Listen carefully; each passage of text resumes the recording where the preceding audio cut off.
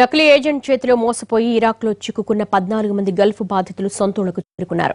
Iraq నుంచి విమానంలో వచ్చిన బాధితులు అక్కడి నుంచి రైల్లో హైదరాబాద్ కాచిగూడ వచ్చారు.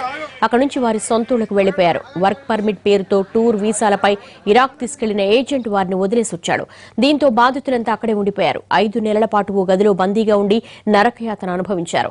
తమ వారిని ఎలాగైనా రప్పించాలని బాధిత కుటుంబాలు రాష్ట్ర కేంద్ర ప్రభుత్వాలను వేడుకున్నాయి. గల్ఫ్ ఏజెంట్ల మోసాలు, గల్ఫ్ కన్నీటి గాథలపై ఎన్టీవీ వరుస కథనాలు ప్రసారం చేసింది. దీంతో స్పందించిన ఎంపీ కవిత విదేశాంగ శాఖతో మాట్లాడి బాధితులను స్వదేశానికి తీసుకురావడంలో ప్రత్యేక చొరవ చూపించారు.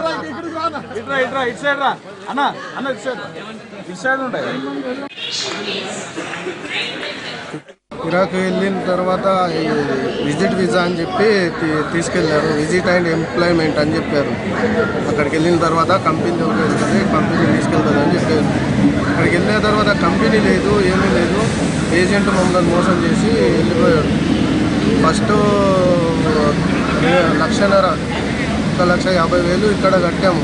బల్రా నరేందర్ అని నందిపేట మండల్ షాపూర్ ఏజెంట్ పేరు. అక్కడ వచ్చేసి చారి చక్రంపల్లి మండల్ అరుగుల ఊరు అతను ఏజెంట్.